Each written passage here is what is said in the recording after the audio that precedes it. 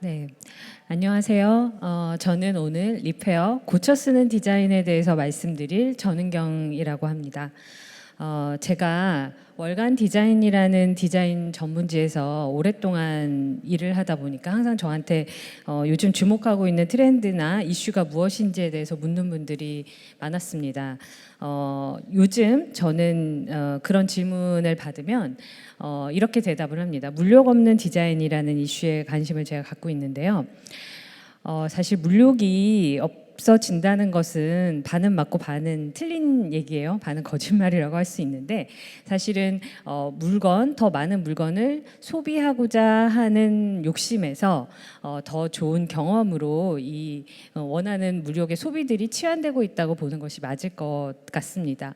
그리고 이제는 사람들이 전반적으로 더 많은 물건을 소비하는 것이 풍요로운 삶이라고 인식하지 않고 있는 경향이 더 늘어나고 있고요. 그리고 여기에 동의하는 분들이 더 늘어나고 있습니다.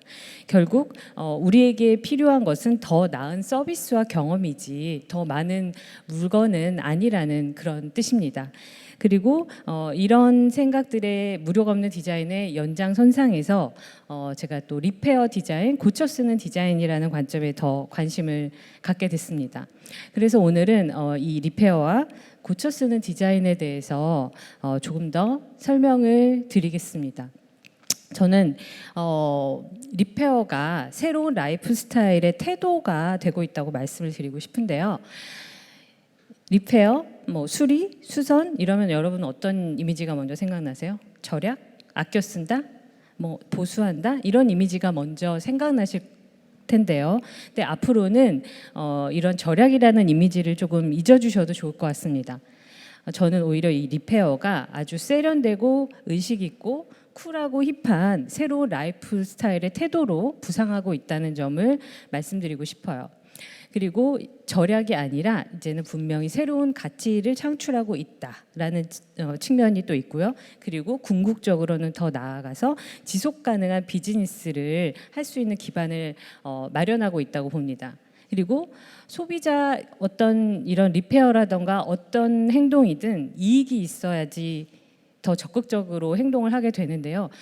우리 소비자들이 어떤 지속 가능한 이런 라이프 스타일의 태도를 장착하게 되면 궁극적으로는 기업을 압박할 수 있고 이것이 지속 가능한 비즈니스와 태도로 이어질 수 있다고 생각을 합니다.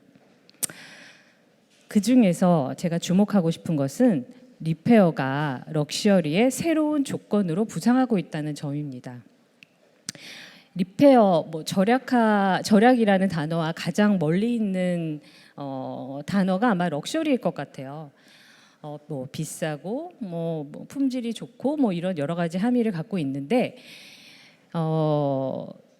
에르메스의 총괄 아티스틱 디렉터인 피에르 알렉시스 뒤마가 이런 말을 했습니다. 럭셔리는 수리할 수 있는 것이다. 근데 정확히 말하면 이분이 한 말은 아니고요. 할아버지인 로베르 뒤마가 오래전에 이 얘기를 했는데 아주 인상적이어서 지금도 기억하고 있다라고 보그와의 인터뷰에서 2020년에 말을 했습니다. 근데 이분이 누구냐면요. 지금 에르메스의 6대손이에요. 그러니까 뒤마 가문의 6대손인데 실세 중에 실세라고 할 수 있습니다. 이분 아버지가 누구냐면요. 장 루이 디마예요. 장 루이 디마는 에르메스의 4대 회장이었고 이분이 어떤 분이냐면 78년부터 2006년까지 회장을 지냈는데 캘리백, 벌킨백 같은 그 명품들을 개발을 하신 분이고 그리고 품질 관리를 위해서 수요가 아무리 많아도 제때 공급량을 늘리지 않아서 수많은 대기 리스트를 만든 그분입니다. 그래서 에르메스를 아주 당당하게 세계적인 럭셔리 반열에 올려놓은 바로 그분이에요. 그리고 그 아버지가 바로 이 로베르 뒤마였던 분이죠. 그리고 이분의 지금 6대 지금 회장이 이 프리에르 알렉시스 뒤마의 사촌이에요. 근데 이분은 회장이나 경영자가 되지 않고 어떤 아티스틱한 그리고 크리에이티브한 장인 정신을 북돋는 쪽으로 자기가 업무를 맡아서 하고 있는 분이죠. 근데 이분이 알렉시스 뒤마가 이런 말을 한 것은 사실 우연이 아니고요. 어떤 에르메스의 태도 그리고 리페어를 바라보는 이 관점에 대해서 이런 얘기를 한 것이죠. 그리고 어떤 면에서는 에르메스가 환경단체는 아니에요. 어떤 이 에르메스라는 브랜드의 가치 우위, 비교 우위를 리페어, 수선할 수 있다는 점으로 잡아서 설명을 한 것이고 이것이 에르메스가 가진 관점을 보여주는 태도의 변화라고 할 수가 있습니다. 그리고 실제로 에르메스가 2020년에 이런 제품을 내놨어요. 리필? 이게 명품하고 좀 안 어울리는 이미지죠. 그런데 이런 화장품 브랜드를 론칭을 하면서 이런 립스틱을 첫 번째 제품으로 선보였습니다. 이게 뭐냐면 요즘 물론 뭐 명품 브랜드들이 코스메틱 쪽으로 많이 진출을 하고 있어요. 에르메스는 이제 가장 최근이었으니까 어쩌면 가장 뒤늦게 진출을 했다고 할 수 있는데 이 립스틱의 특징이 뭐냐면 리필할 수 있습니다. 그러니까 왼쪽에 있는 것이 완제품이고요. 이 가운데 있는 제품이 이제 이렇게 판매를 하고 있어요. 아마 가격은 뭐 에르메스니까 한 9만 원대 정도로 이제 확실하진 않지만 다른 명품 브랜드에서도 확실히 비쌉니다. 그 비교 우위에 있는 가격인데요. 오른쪽에 있는 것이 리필이에요. 이것은 조금 뭐 완제품보다는 조금 더 싸게 팔고는 있습니다. 근데 에르메스가 소비자의 돈을 아껴주려고 이런 립스틱을 내놨을까요? 아니죠. 어떤 이런 이미지 리페어할 수 있고 자원을 그러니까 친환경적인 것에 소구하기보다는 리페어가 굉장히 멋지고 의식 있는 소비 태도다.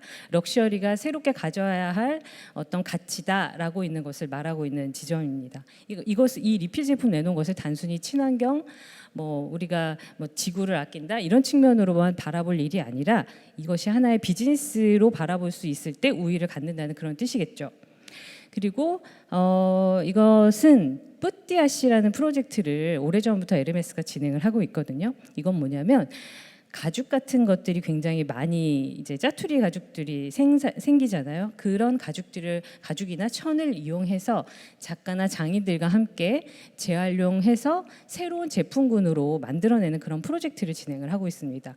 그리고 어떻게 보면은 대량 생산되는 기존의 제품들보다도 더 희소성이 있다고도 볼 수 있어요. 왜냐하면은 하나밖에 만들지 않거든요.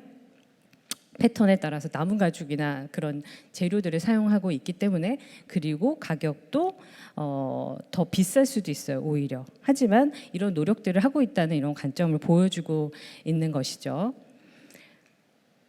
그리고 또 하나 런던에 셀프리치스 백화점이라는 곳이 있어요. 그러니까 럭셔리 패션 백화점으로 유명한 곳입니다. 근데 이 셀프리치스에 이런 부스가 생겼어요. 리페어 컨시어지라는 부스거든요. 보통 수선점 하면 어떤 이미지가 먼저 떠오르세요? 백화점 가면 수선점이 있는데 보통은 문화센터 근처에 있거나 뭐 이렇게 화장실 구역이라던가 이제 안 보이는 곳에 수리센터들을 많이 보유를 하고 있는데 셀프리치스는 건물 1층 잘 보이는 곳에 이렇게 화려하게 리페어 컨시어지를 만들어놨어요.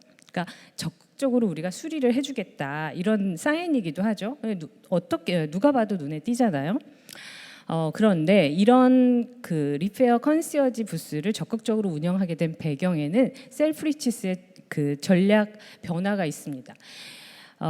요즘 여러분 아시겠지만 백화점들이 이제 사양 사업이 돼서 많이 망해가고 있잖아요. 그 중에서도 물론 뭐 더현대라던가 이런 그 굉장한 오프라인의 가치와 경험을 바꾼 곳은 승승장구하고 있지만 위인 것은 사실입니다. 근데 셀프리치스가 백화점의 새로운 컨셉을 이렇게 잡았어요. 렌트, 리페어, 리유즈. 그리고 2020년에 프로젝트 얼스라는 장기 캠페인을 론칭을 했습니다. 그 일환으로 이렇게 부스가 생긴 것이죠.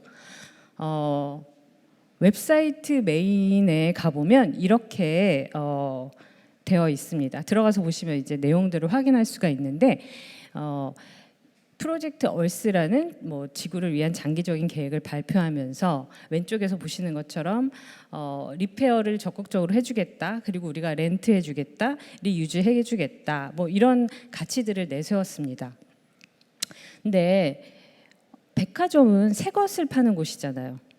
근데 왜 셀프리지가 이런 행동들을 할까요? 이게 지구를 위해서 친환경적인 소비를 하기, 양심적이고 윤리적인 소비를 북돋기 위해서 할까요? 물론 그런 것도 있죠. 하지만 이유는 소비자들이 우리의 고객이 변화하고 있기 때문에 이런 행동들을 더 적극적으로 하는 것입니다. 경쟁 우위를 이것도 가지려고 하는 일들이죠. 그리고 그런 속내도 있을 것입니다. 요즘 보면 중고와 빈티지, 세컨핸드 시장이 성장하고 있잖아요. 그렇기 때문에 백화점에서 적극적으로 새 것을 팔지 않고 리세일을 해주겠다라고까지 해서 이렇게 적극적으로 행동에 나서고 있는 것입니다. 그리고 이런 행동을 하는 것은 쿨하고 힙해 보이는 행동이기 때문이죠. 그리고 이게 파타고니아의 수선 캠페인 같은 경우에는 가장 잘 알려진 사례일 듯합니다. 뭐 원웨어, 그러니까 헌옷을 수선해주는 프로젝트를 오래전부터 하고 있고요. Better Than You라는 프로젝트도 진행을 하고 있습니다. 헌것이 뭐 새 것보다 좋다, 뭐 이런 취지인데요. 보면 이 원웨어 사이트에 가면은 이렇게 수선에 대해서 자세하게 안내를 해주고 있고, 심지어 다른 브랜드의 것도 수선해주겠다는 아주 적극적인 수선의 태도를 보이고 있습니다. 예전에는 물론 뭐 지금도 새 것 좋아하는 사람들도 있을 것이에요. 하지만 옛날에는 뭐 내가 빈티지를 좋아한다, 나는 뭐 신상품이 좋아, 이런 것들을 어떤 취향의 차이로 바라보는 측면이 있었다면, 지금은 의식의 차이로 바라보는 그 견해들이 더 늘어나고 있습니다. 그런 것이고, 이제 뭐 Don't buy this jacket 같은 것은 2011년부터 파타고니아가 했던 프로젝트죠. 그래서 이거 사지 말라. 그리고 블랙 프라이데이에 이런 캠페인들을 많이 했었죠. 그래서 지난해 불프 기간에는 아주 보이콧 선언을 하기도 했습니다. 그래서 더 적게 사고 더 요구해라, 이런 캠페인도 했었죠. 그리고 파타고니아처럼 이런 그 불프 보이콧하는 기업들이 많이 늘어났잖아요. 그래서 레이라는 미국의 그 아웃도어 브랜드가 있는데, 이곳은 아예 그 기간에 직원들에게 유급 휴가를 주고 물건을 팔지 않았어요. 보통은 이때다 싶어서 뭐 야근을 해서라도 더 많이 팔고 난리가 나는 기간인데 그런 행동들을 했고요. 근데 그렇게 해서 물건을 덜 팔았냐, 그런 게 아니라 레이 같은 경우는 더 성장을 했습니다. 그리고 그 친환경 슈즈로 알려진 올버지 같은 브랜드 있잖아요. 그곳 같은 경우에는 아예 불프 기간에 제가 알기로는 가격을 10%더 올렸대요. 그래서 오히려 더 가격을 낮춰서 많이 팔려고 하지 않고 가격을 올렸고, 그것을 친환경 단체에 기부했다고 합니다. 이런 식으로 기업들이, 브랜드들이 적극적으로 이런 리페어나 이런 캠페인에 더 나서고 있는 거죠. 여기서의 핵심, 물건을 더 많이 팔려고 애쓰지 않는다는 거예요.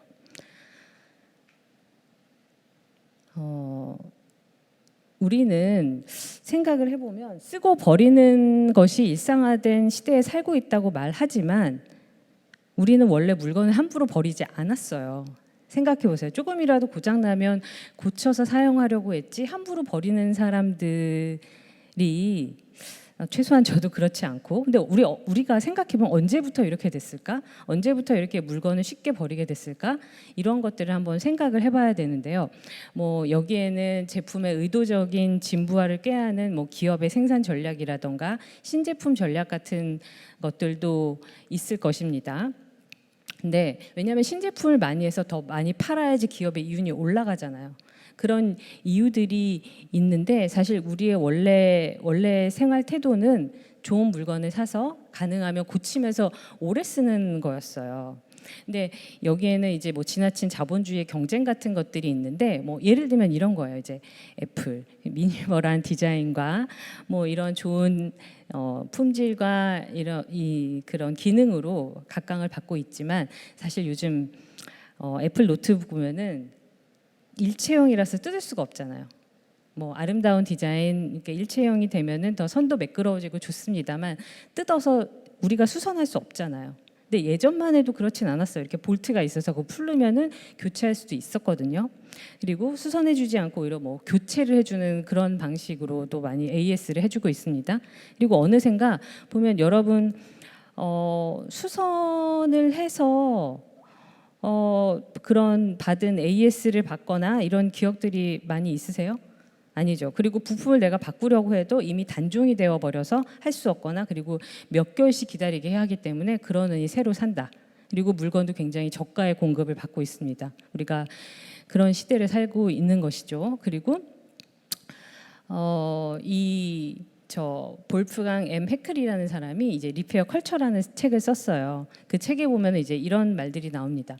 무언가를 고치고 만드는 행위는 물건과 나를 곧장 연결시킨다. 그 물건이 뭐 어떻게 만들어졌는지, 어떤 작동 원리로 움직이는지를 파악하기 때문이다. 그리고 최소한 한 번이라도 제대로 고친 물건이라면 쉽게 버릴 수 없다. 이런 말을 했습니다.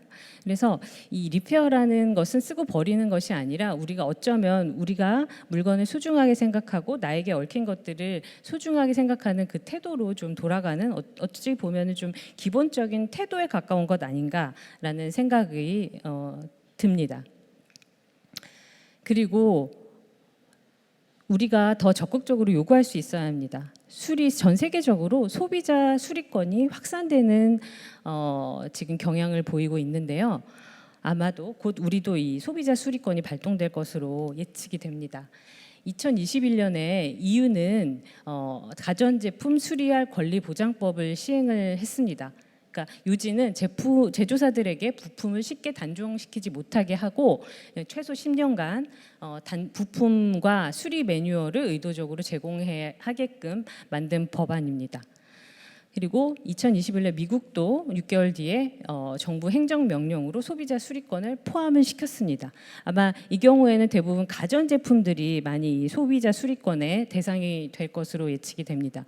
그리고 2017년부터는 국제 리페어 데이라는 것들이 생겨서 매년 10월 세 번째 토요일마다 대대적으로 이런 행사들을 운영을 하고 있습니다. 먼저 우리가 더 되지 않았다면 요구할 필요가 있는 것이죠. 이분은 디터 람스라는 디자이너예요. 아마 디자이너들에겐 상당히 유명한 분인데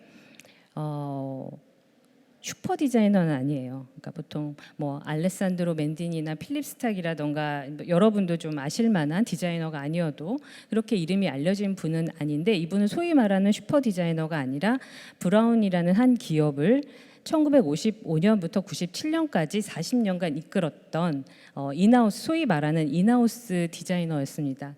근데 이분은 소위 말해서 대량 생산되는 제품들이 가져야 할 올바른 태도에 대해서 평생 심혈을 기울였던 그런 분이에요. 지금도 마니아들 중에서는 브라운 제품 좋아하는 분들이 많거든요. 근데 이 시대에 나온 제품들을 보면 굉장히 간소화되어 있었고 마케팅에 휩쓸려서 디자인된 그런 제품들이 아니에요. 디터 람스가 하는 말을 들어보면은 이 브라운이 초창기에는 어땠냐면 신제품 개발을 종용하지 않았대요. 그러니까 의도적인 진부화, 제품의 수명을 빨리 단종시켜서 새 물건을 팔기 위한 그런 행위를 하지 않았다는 뜻이고, 제조사의 사람들은 항상 합리적이고 좋은 물건을 만들기 위해서 애썼던 시절이 있었다고 얘기를 합니다. 그리고 가장 저는 인상적이었던 말이, 어느 날 신제품을 만들게 되면은 보통 어떤 제품을 만들 것인가, 그리고 얼마나 혁신성을 가할 것인가, 이런 지점들을 찾기 위해서 노력을 하고, 대부분은 소비자 인사이트라든가 어떤 마케팅 계획에 의해서 움직이는 일들이 많잖아요. 근데 이분은 그렇게 하게 될 경우에는 정말 좋은 제품이 아니라 중급 품질을 가진 제품만 계속 생산하게 된다 라고 말을 합니다. 그러니까 대개의 경우에 그렇다는 얘기죠. 그래서 마케팅 우위로 어떤 제품들이 개발되고 생산되는 이러한 경향에 대해서 좀 경고를 많이 했던 그런 분입니다. 그리고 디자이너들에게는 굉장히 유명한 건데, 디터 람스의 좋은 디자인을 위한 10계명이라는 것이 있습니다. 저는 이 10가지 항목들이 어쩌면 이 시대에 필요한 ESG가 아닐까라고 생각을 합니다. 이제 문구를 하나하나 읽어보면은 이게 좋은 디자인이라는 말을 좋은 사람 혹은 좋은 기업, 좋은 브랜드 혹은 다른 것으로 바꾸어도 굉장히 똑같이 적용이 되는 그런 말들이에요. 그리고 지금 다시 저도 읽어봤을 때도, 지금 다시 이제 준비하느라고 읽어봤는데도 너무 좋더라고요. 그래서 이런 좋은 가치들은 100년이나 지금이나 변함이 없을 거고 미래에도 같을 거라고 생각을 합니다. 이분은 이게 1980년대에 적은 계명들이에요. 근데 인터뷰를 했을 때 지금 여기서 바꿀 게 있냐라고 물어보니까 그렇지 않다, 오히려 지금 시대에 더 중요한 덕목이 된 것 같다라고 말을 했습니다. 요즘 ESG가 굉장히 중요한 가치로 우리 모두 다 이제 창조나 4차 혁명 이런 것만큼이나 많이 이야기들을 하고 있는데, 이제 디자인이라는 측면에서도 처음 제품을 생산할 때부터 폐기하고, 그리고 이제는 고쳤을 수 있는 전 과정까지의 사이클을 고려하는 것도 디자인 ESG의 중요한 내용이 되었다고 봅니다. 그래서 가급적이면 새로운 것을 사기보다는 리페어하는 것이 우리의 태도가 되어야 뭐 지구도 살리고 우리에게도 무엇보다 우리에게 더 유리하다는 말씀을 드리고 싶은데요. 이 리페어라는 것을 저는 절약의 이미지가 아니라 새로운 라이프 스타일의 태도로 바라보았으면 하고요. 그리고 저는 무엇보다 이것을 비즈니스로 바라봤으면 합니다. 왜냐하면 ESG도 결국은 이익이 되기 때문에 저는 선함이나 착한 행동이라고 생각하지 않거든요. 이익이 있기 때문에 하는 행동이고요. 그리고 이 리페어라는 것도 분명히 그러한 태도와 연관이 있다고 생각을 합니다. 그리고 어떤 이 바이류는 사실은 모두가 소비를 하지 말아야 하는 것은 아니고요. 소득이 오히려 적은 뭐 전 세계 난민이라던가 어떤 더 소비를 함으로써 삶의 질을 높여야 하는 사람들은 또 분명히 있어요. 그런 분들에게는 오히려 새로운 물건들이 필요하지만 보통 소위 말하는 오염 엘리트들 상위 10%에 해당하는 어쩌면 여러분들도 다 해당이 되실 수 있습니다. 이런 분들은 소비를 조금 줄이고 리페어를 하면서 균형을 맞춰가는 과정들이 저는 필요할 것이라고 생각을 합니다. 그래서 오늘 지구의 날 우리가 고쳐 쓰는 태도에 대한 라이프 스타일을 갖게 된다면 우리가 지금 처해져 있는 급박한 이런 환경적인 문제들, 지속 가능성에 대한 이슈도 조금씩 고쳐 나가는데 보탬이 되지 않을까라고 생각을 합니다. 저는 여기까지입니다. 감사합니다.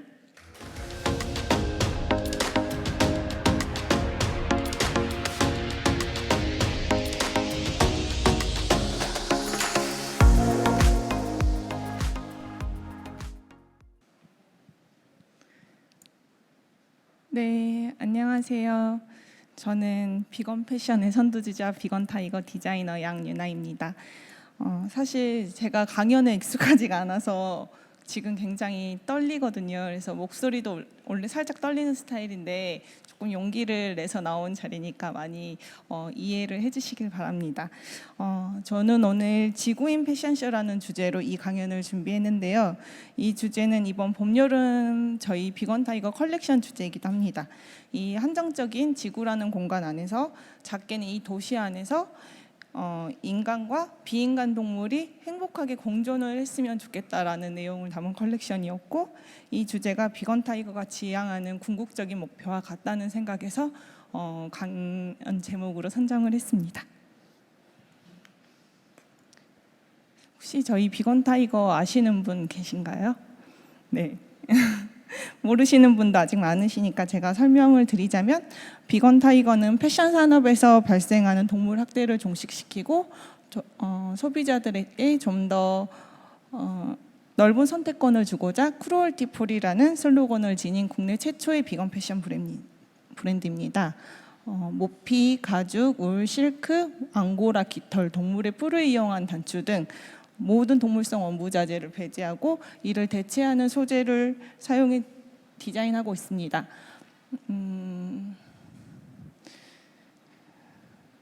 좀 더 오래 입을 수 있는 방식으로 옷을 만들고 수익금의 일부는 동물과 환경을 위해 기부하고 있습니다. 그래서 저는 2015년에 런칭을 해서 되게 외롭게 비건 패션을 하다가 동물 학대 없는 패션을 목표로 열심히 활동해온 덕분인지 2020년에 K-패션 오디션을 통해서 대통령상을 수상하기도 했고 포브스 코리아 2030 파워리더에 선정되기도 했습니다. 이거는 어떤 지속 가능한 브랜드들끼리 경쟁한 게 아니라 기존의 패션 시장과 경쟁해서 이룬 성과이기 때문에 제 나름대로 굉장히 뿌듯함을 갖고 있습니다. 그래서 저의 이런 모든 행보의 시작에는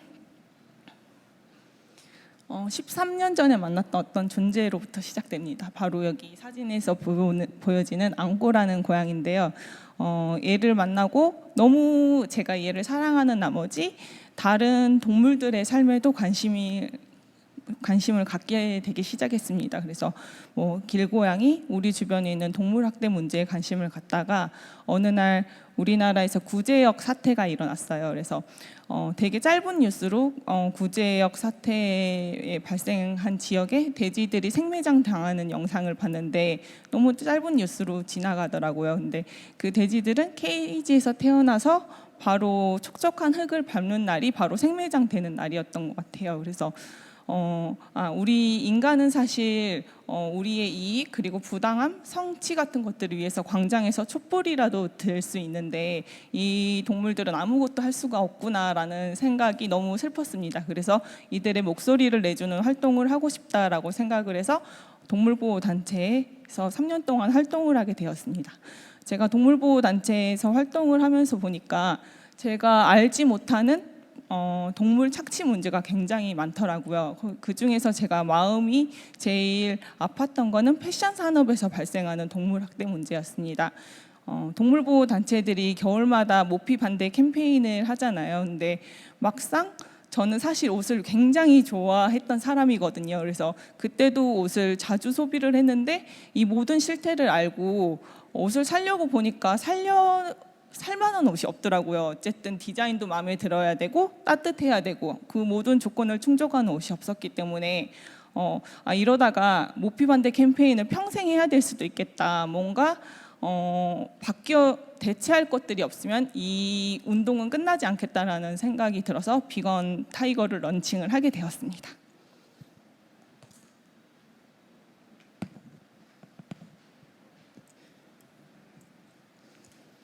그래서 저가 비건 타이거 막 사업자를 시작했을 때는 굉장히 포부가 컸던 것 같아요. 그래서 비건 타이거를 런칭을 하면서 저도 4년 동안 유지해왔던 페스코 베지테리언에서 비건을 실천하기 시작했습니다. 내가 만드는 옷이 그리고 사람들에게 입어야 된다고 하는 옷이 동물 착취가 없다면 저의 삶의 방식도 그래야 된다고 생각했기 때문에 비건을 실천하기 시작했습니다. 그래서 사실 그때 2015년, 2016년만 해도 비건에 대한 편견들이 어느 정도 있었던 것 같아요. 그래서 저는 이 편견을 깨부수고 내가 행복한 세상, 나랑 내 사랑하는 반려동물, 그 밖에 다른 비인간 동물이 행복한 세상 내가 만들어보자라고 생각을 했습니다. 그렇게 탄생한 것이 비건 페스티벌입니다. 비건 페스티벌은 저와 비건 카페를 운영하는 달량이라는 카페 친구들이랑 같이 시작을 했습니다. 비건으로 영위할 수 있는 라이프 스타일을 보여주고 비건에 대한 편견, 어려움, 외로움을 탈피하고 비건이 얼마나 멋지고 좋은지를 보여주고 싶었습니다. 그래서 2016년 5월에 열렸을 때 사실 사람들이 많이 올까라는 고민을 했었습니다. 그래서 500명 정도 모일 것을 예상을 했고 셀러는 40팀을 어렵게 모집을 했어요. 근데 첫 해에 1,800명이 와주셨고 마지막 오프라인 비건 페스티벌에는 15,000명의 사람들이 모였습니다.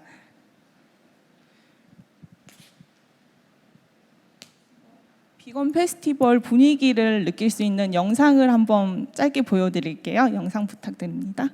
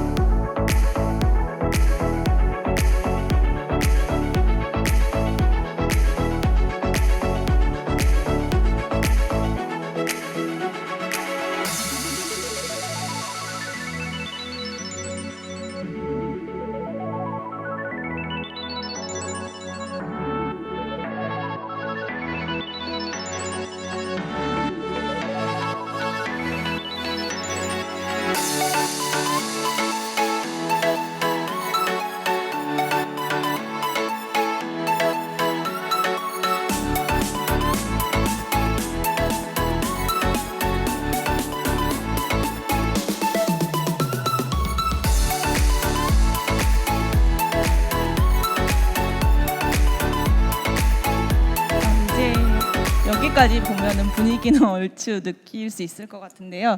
이렇게 이제 비건 푸드, 그리고 패션이랑 라이프 스타일, 요가 공연, 강연, 전시 등을 통해서 지구를 위한 삶의 방식을 보여주었습니다.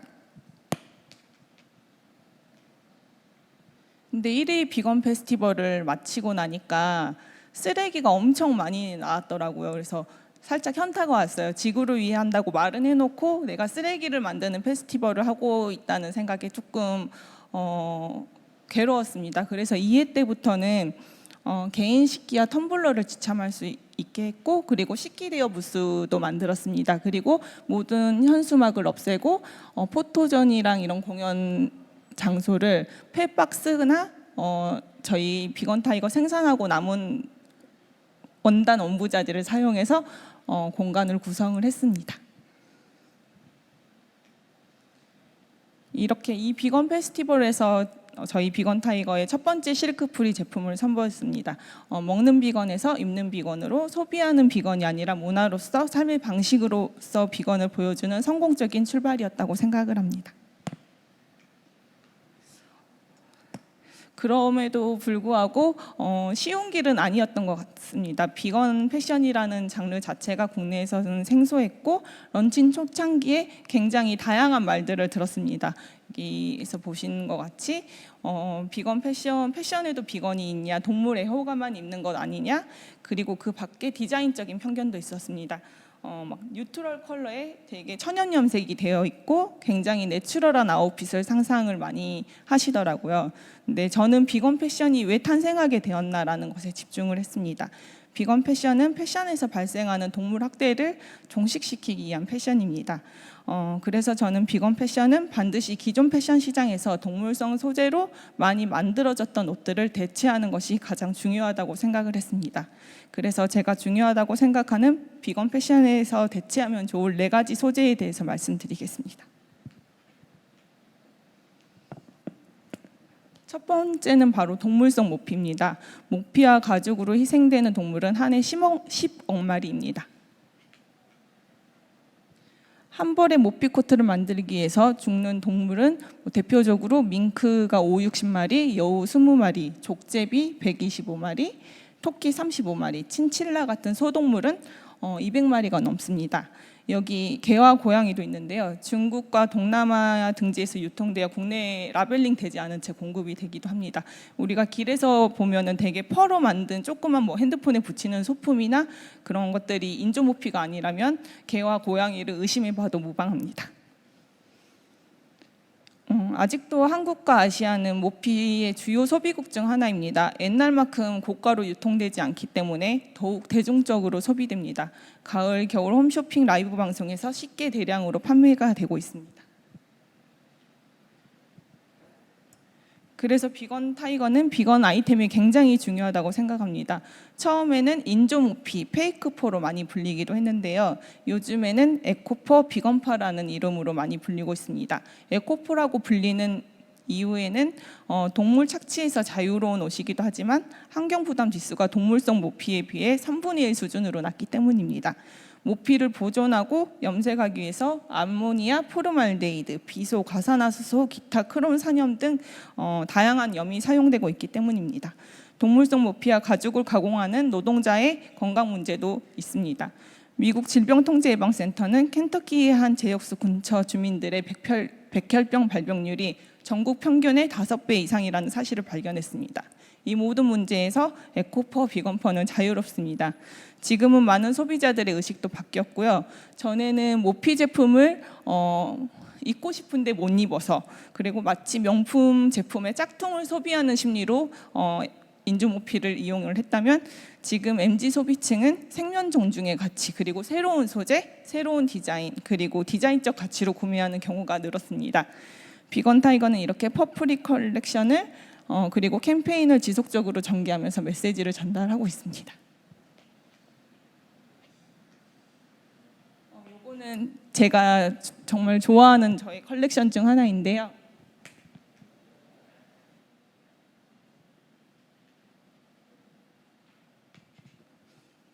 네, 모피 농장의 유령들이라는 주제 컬렉션입니다.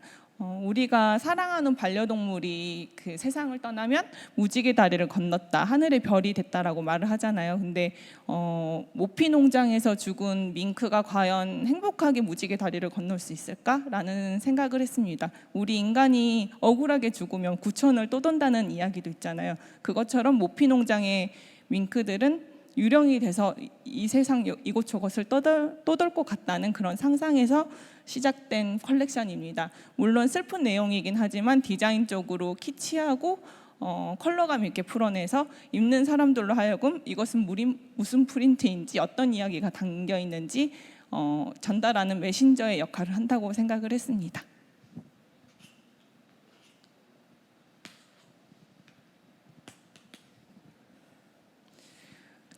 이거 보여드리는 거는 제가 그 현대 이노션이랑 같이 진행했던 슈퍼 애니멀 퍼 프로젝트인데요.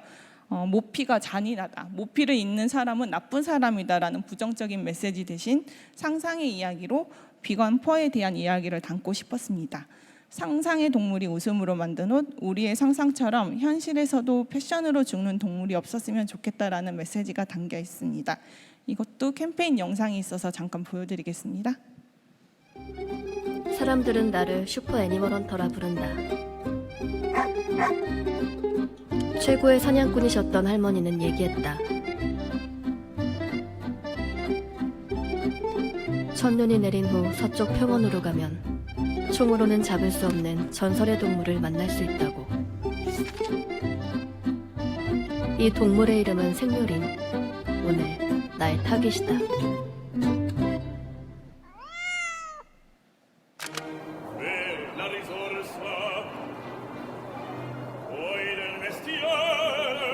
생묘림을 찾아 나선 아침. 용맹한 사냥개와 기동성 좋은 장비를 갖추고 인내심 있게 놈들의 흔적을 추적한다. 하지만 무엇보다 꼭 필요한 건 바로 비건. 총알 대신 꿀벌을 발사하는 이 무기가 오늘의 승부수다.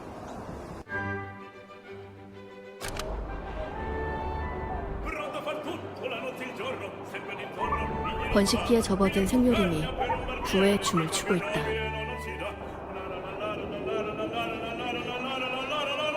아름다움을 뽐내느라 정신이 없는 틈을 타 조심스럽게 접근한다. 충분히 가까워진 지금 재빨리 꿀벌을 발사한다. 남은 꿀벌은 한 마리. 신중하게 마지막 한 발을 겨눈다.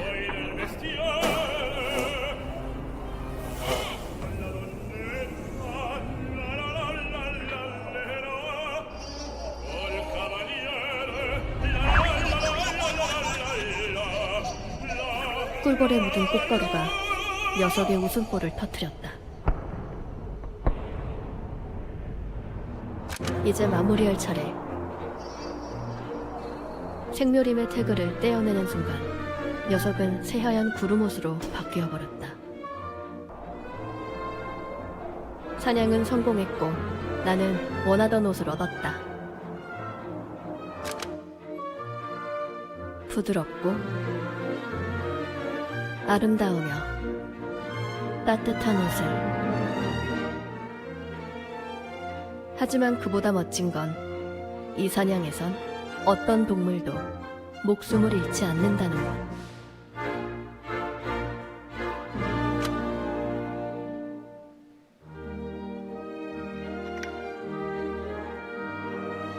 당신이 사랑하는 동물을 위해 당신이 상상하는 동물을 입으세요.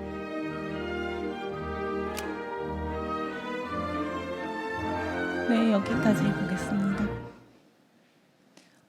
다음은 레더 제품인데요. 저희 애니멀 스킨 이즈 낫 패브릭이라는 슬로건을 주로 사용을 하고 있습니다. 모피와 가죽 같은 경우 워낙 대치재가 잘 나오고 있습니다.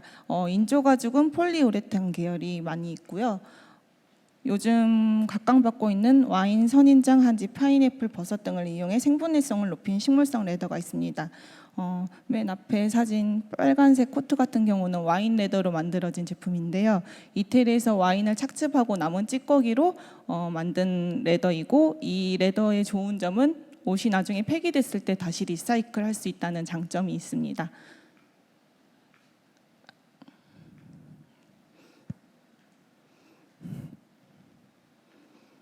그리고 가운데는 선인장 레더인데 멕시코에서 유기농 선인장으로 만든 제품입니다.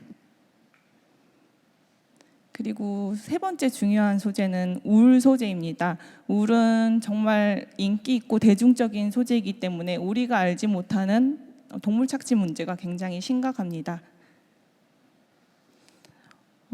양을 사육하는 과정에서 물 사용량과 탄소 배출, 양 사육 환경에서 오는 토지의 사막화, 또 양모 채취 과정에서 양의 엉덩이 살점까지 도려내는 뮬레싱이라는 채취 방법, 울 채취 노동자가 양들에게 가하는 학대도 굉장히 심각하고요. 그리고 채취되는 울의 생산성이 낮아졌을 때 그 양농장의 모든 양들은 정말 좁은 컨테이너에 갇혀서 수주 동안 큰 배를 타고 먹이랑 물도 급여받지 못한 채 중동의 어느 나라에 도착해서 바로 도살장에서 도축이 되고 있습니다. 그게 울 산업의 기본적인 사이클입니다.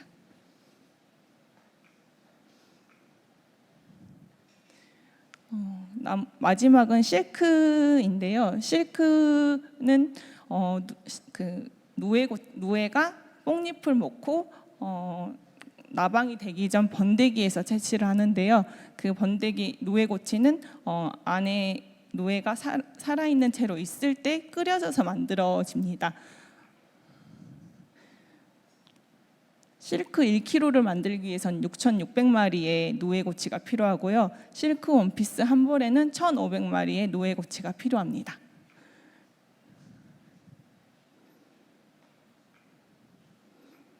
실크를 대체할 소재는 굉장히 많습니다. 리사이클 폴리에스터나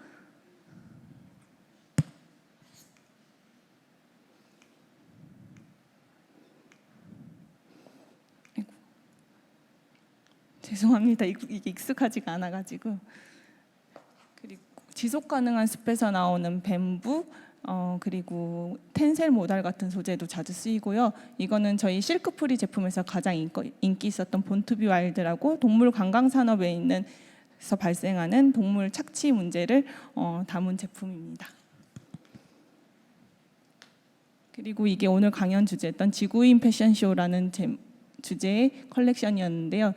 저는 도심 동물이라고 하면은 길고양이와 비둘기가 가장 많이 떠오릅니다. 그래서 제가 디자이너이다 보니까 외근을 하다 보면은 굉장히 도심 주변에서 길고양이가 로드킬 되는 것을 많이 발견을 하는데요. 그때마다 사체를 직접 치워주기도 했고 너무 그런 날이면 너무 마음이 아팠습니다. 그래서 길고양이한테 날개를 달아주고 싶다라는 상상에서 만들어진 컬렉션이고, 이 디자인을 보면 약간 르네상스풍으로 연출이 됐는데요. 동물들의 르네상스 시대가 열려서 인간이랑 동물이 함께 행복했으면 좋겠다는 염원을 담은 컬렉션입니다.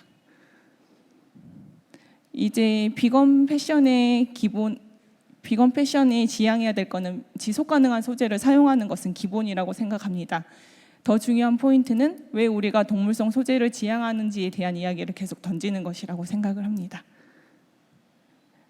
저의 지금의 비건 타이거의 정체성은 저 혼자 만든 것이 아닙니다. 이것은 2016년 제가 제품을 처음 만들었을 때 배송했던 제품의 포장지가 다시 저한테 배송으로 돌아왔더라고요. 재사용이 가능했으면 좋겠다라고. 그래서 그때 이런 분들이 저희 비건 타이거를 키워주시겠구나, 이런 분들의 관심으로 비건 타이거가 성장하겠구나라고 많이 느꼈습니다. 그래서 저희 브랜드가 더 나은 실천을 향해 나아가는 것 같습니다. 그런 포장지 대신 생분해가 가능한 포장지로 바꾸고, 패션쇼나 패션위크 때 모든 스탠비를 저희는 비건식으로 준비를 하고, 그리고 수익금의 일부는 후원을 하고 있습니다. 오늘도 항상 좀 더 나은 실천이 뭔지 고민하는 브랜드 비건 타이거였습니다. 감사합니다.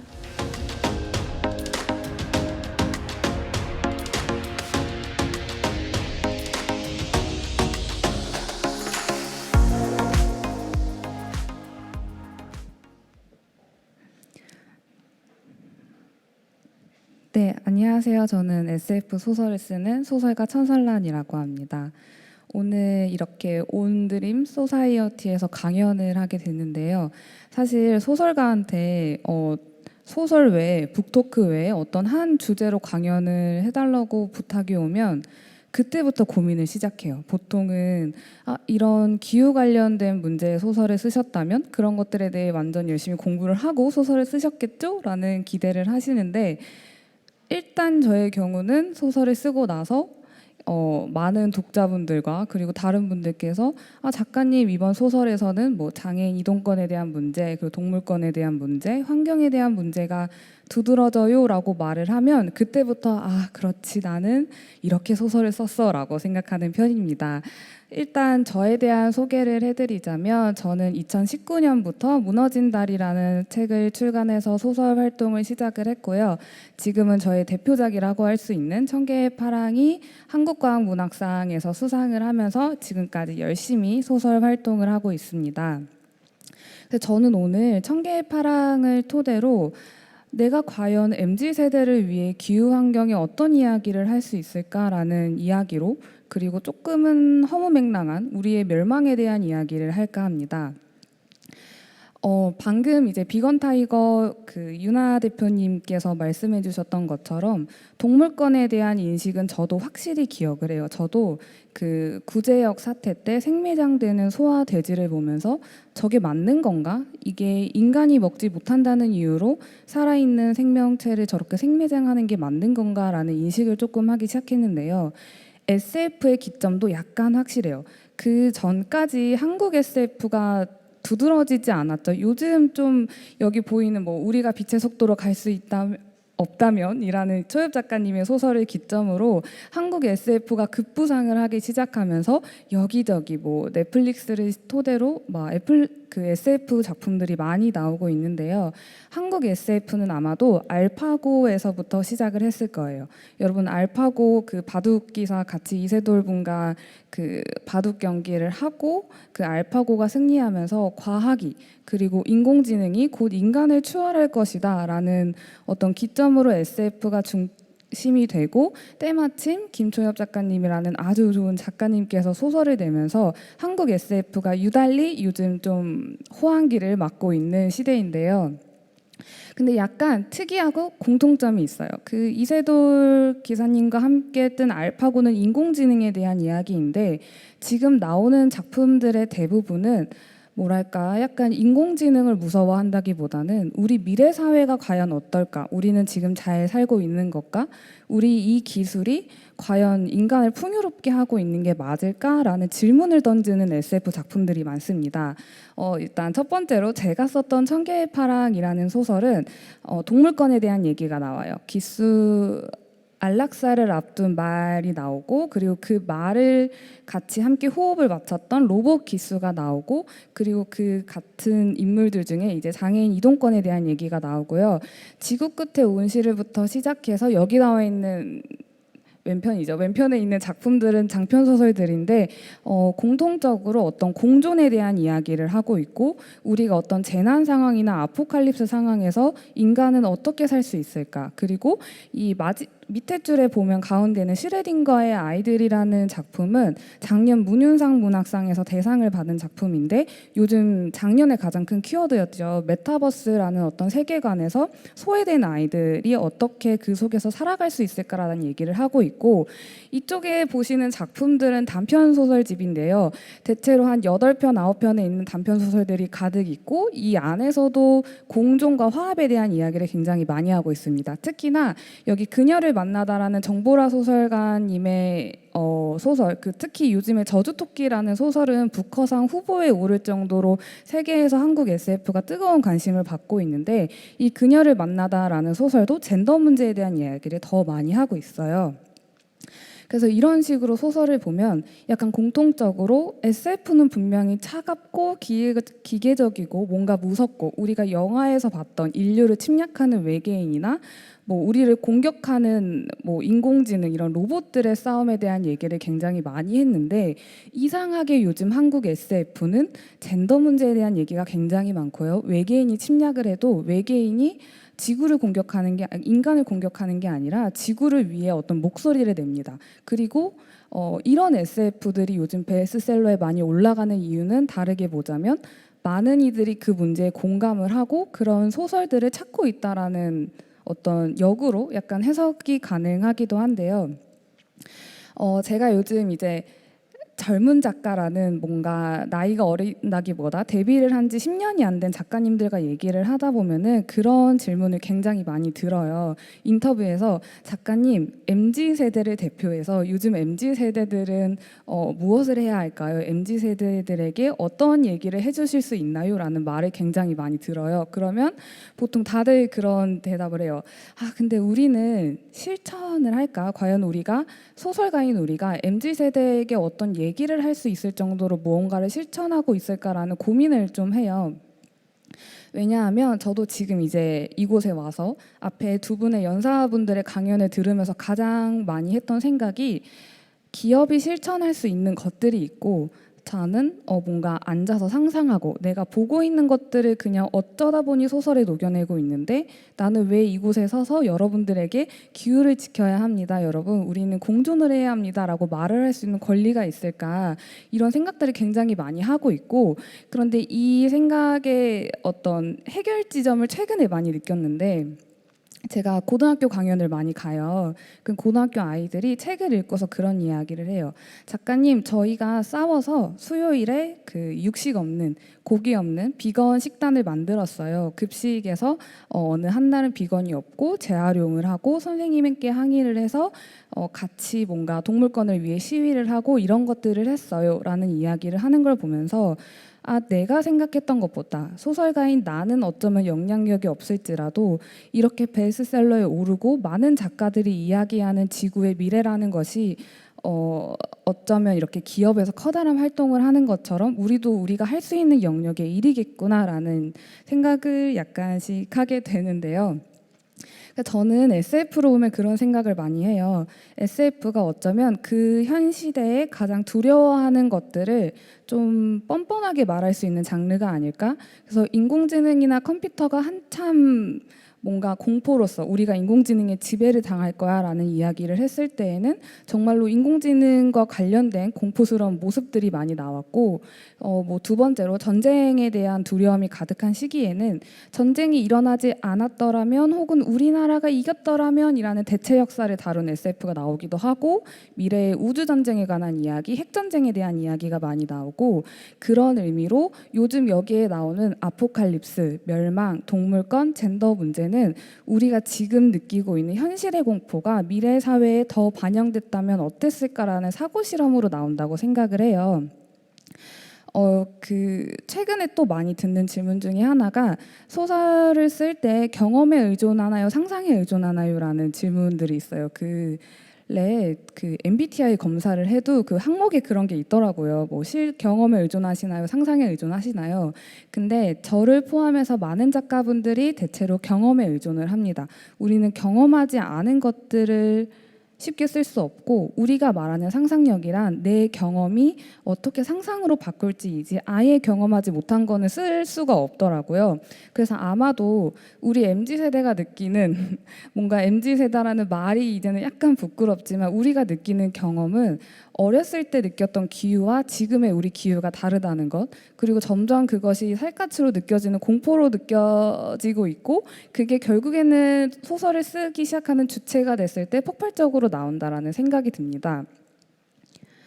네, 그래서 저는 멸망에 대한 이야기를 좀 하고 싶은데 일단 지속 가능한 지구를 위한 라이프 스타일이란 주제를 가지고 있지만 저희가 최근에 어떤 물질의 사랑이라는 책을 출간하면서 기후 문제에 대한 강연을 꽤 많이 다녔어요. 그래서 그때도 그냥 이렇게 쭈뼛쭈뼛 앉아서 뭐 기후학자분들이랑 뭐 연구원분들 사이에서 미래의 환경이란 이렇구나라는 걸 좀 공부하는 시간이었는데 그때 이제 오프 더 레코드로 그런 강연이 다 끝나고 저희가 진짜 할 수 있는 게 없을까요? 지구의 미래가 지금이라도 바꾸면 뭐가 달라지지 않을까요? 라는 얘기를 하면은 기후에 관련된 어떤 학자분들이 굉장히 착잡한 표정으로 아무래도 없을 것 같아요. 우리는 지금 할 수 있는 게 아무것도 없어요라고 말씀을 하세요. 그렇지만 그런 분들이 강연에 나가서 여러분 우린 이제 안 돼요. 우리는 이제 기후 이런 거 해봤자 기후는 좋아지지 않아요라는 얘기를 하지는 않잖아요.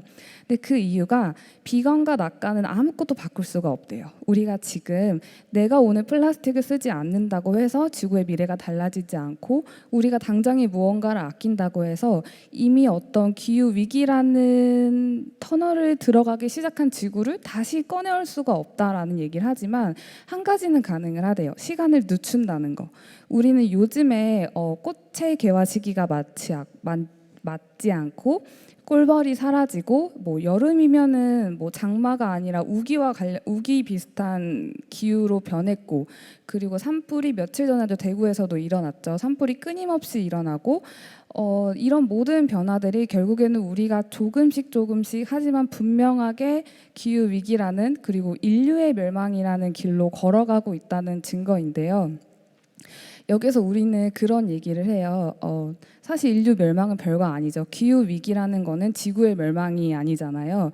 지구는 그냥 어느 때처럼 우주의 한 점으로 그리고 많은 생명을 품은 어떤 하나의 행성으로 꾸준히 유지될 거고 인류 문명은 우리가 지금 퇴적층에서 보아오는 공룡의 문명처럼 그렇지만 어떠한 문명 시대보다 아주 얇은 층으로 남을 거라는 사실 하나예요. 우리는 멸망할지라도 지구는 계속될 거고 우리 다음에 언젠가 등장할 어떤 지적 생명체들은 그런 우리의 어떤 문화를 보고 이 시대 때 살았던 이 종족들은 굉장히 집단 자살을 하려던 세대구나. 왜냐하면 탄소 배출이 이 정도까지 많이 했고 이산화탄소를 이 정도까지 많이 배출했다는 것은 이들은 다들 죽기 위해서 무언가를 했던 종족이구나라는 말을 제 의사는 아니고 제가 읽었던 기후 위기 관련된 책에서 나왔어요.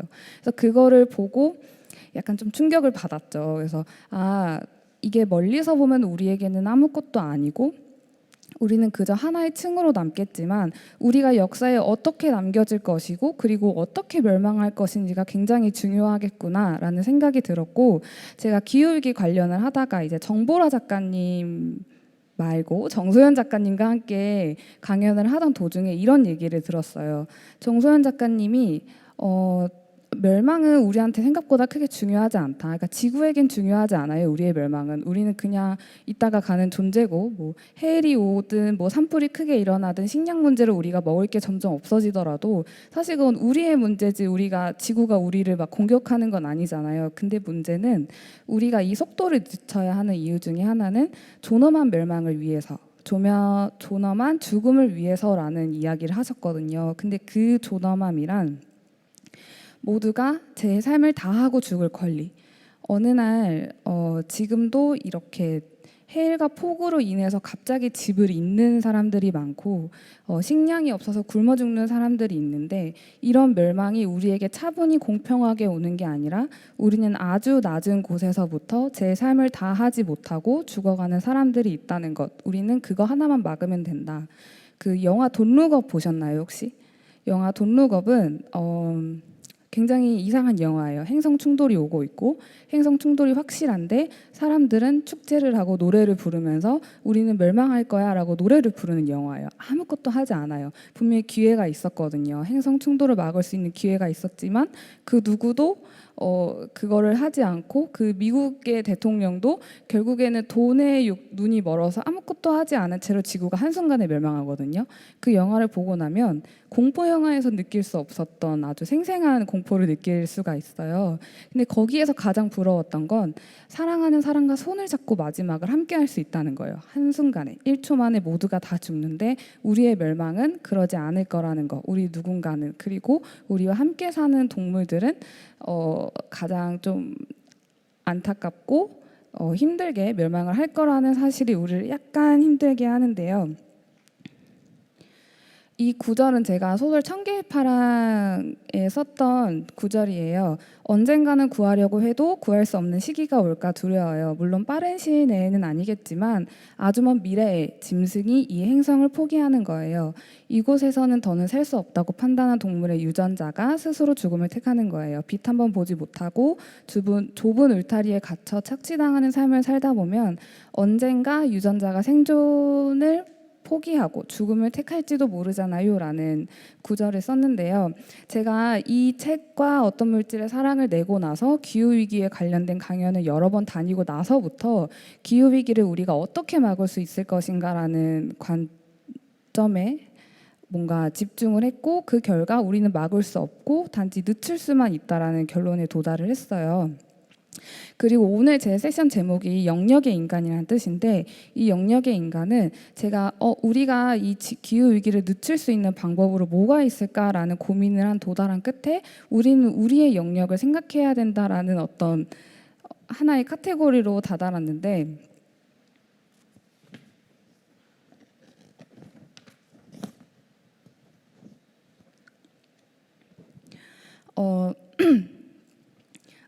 네, 하나의 카테고리로 다다랐는데,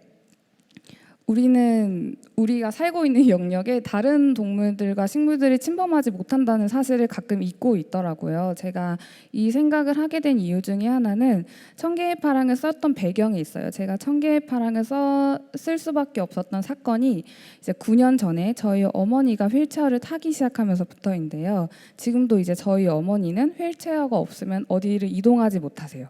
제가 처음 어머니가 이제 휠체어를 탄 이후에는 느끼지 못했어요. 왜냐하면 그 전까지 휠체어가 갈 수 있는 영역이 어디인가를 굳이 생각하지 않았지만, 휠체어를 탄 이후에는 우리가 갈 수 없는 식당, 갈 수 없는 공간, 갈 수 없는 이런 영역들이 굉장히 많다는 걸 느꼈고, 그 이후로 두 번째로 느꼈던 것들은 우리가 뚫어놓은 터널과 우리가 지나가는 비행기길, 우리가 자주 이런 무역으로 사용하는 뱃길 때문에 동물들이 이동하지 못한다는 것을 실시간으로 많이 느꼈고, 그것들이 우리가 우리의 영역만을 챙기느라 우리가 누군가는 들어오지 못하는 영역을 만들어내면서 많은 동물들을 이제 쫓아냈다. 그리고 그렇게 우리가 동물들이 들어오지 못하는 영역에 의해서 지구의 순환이 끊어졌다라는 생각을 하게 되었어요.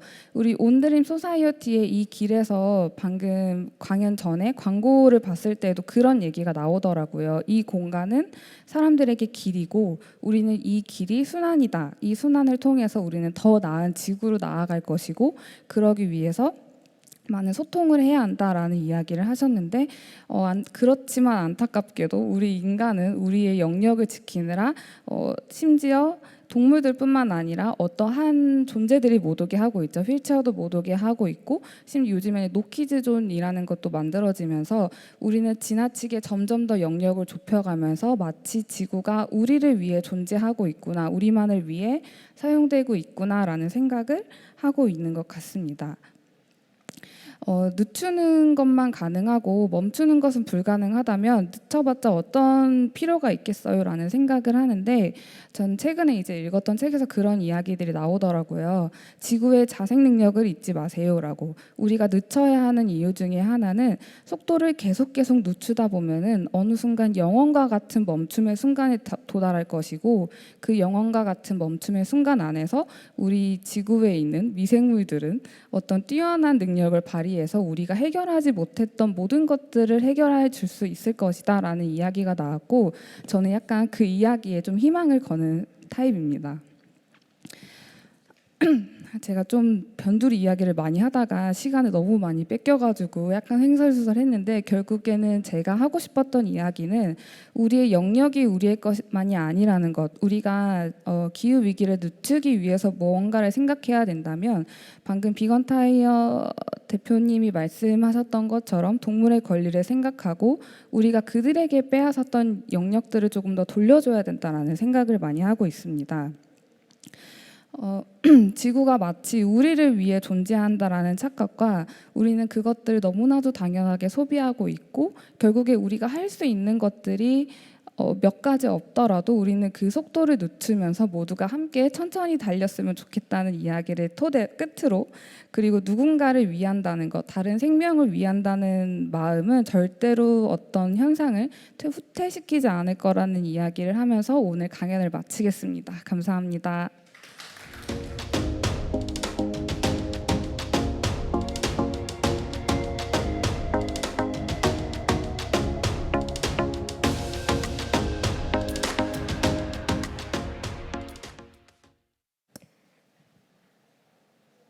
네, 저희 세 명의 강연 잘 들으셨나요? 그럼 이제 저희 세 사람이 함께 지구를 위한 라이프 스타일에 관한 대담을 좀 더 이어가 보도록 하겠습니다. 제가 두 분의 얘기를 들으면서 이제 그 온라인에 올라오는 댓글 같은 걸 잠깐 봤는데, 평소에 볼 수 없는 라인업이라 신기하면서 흥미롭다 라는 분이 있었어요. 사실 저도 그렇게 생각했거든요. 아니, 제가 이런 소설가와 같이 이런 자리에 나올 수 있을 거라고 생각을 못했는데 저도 그렇게 생각합니다.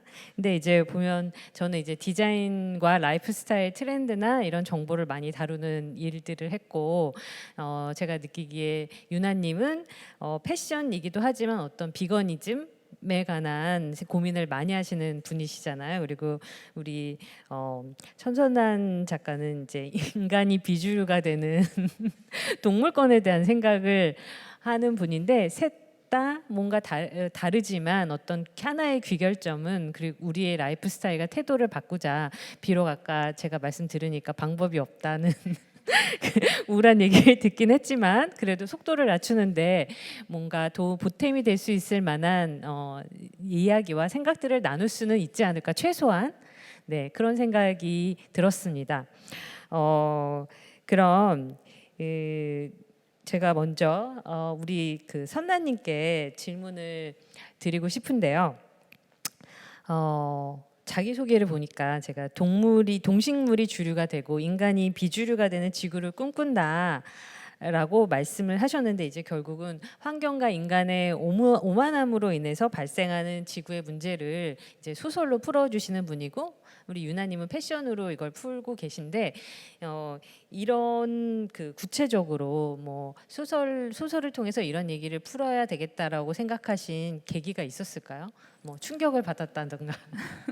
네, 충격은 아까 네. 말씀해 주셨던 것처럼 구제역 사태가 약간 좀 네. 컸고, 네. 그리고 강연 초반에도 사실은 막 기후 위기에 관한 얘기를 해야겠다라고 소설을 쓰는 네. 편은 아니에요. 네. 대신 SF라는 장르 자체가 어쩔 수 없이 미래에 대한 사회를 그리고 있고, 네. 지금 현 시점에서 미래를 상상했을 때는 그다지 뭔가 기후를 빼놓고 쓸 수 네. 없더라고요. 그게 요즘 네, 아포칼립스가 많이 나오는 트렌드 네. 중인 이유 중에 하나인 것 같기도 하고, 그래서 어쩌다 보니 이제 기후에 관련된 소설들이 여러 차례 나왔고, 그리고 그래서 제가 쓴 것보다 쓰고 네. 나서 이런 행사나 독자분들이 네. 읽고 나서 더 해석되는 것들이 많아지더라고요. 그 이후에 이제 기후와 관련된 이야기를 쓰는 소설가다라는 타이틀이 네. 붙었습니다. 네. 근데 말씀을 들으니까 어찌 생각하면 지금 이 상황이 너무 SF 아닌가요?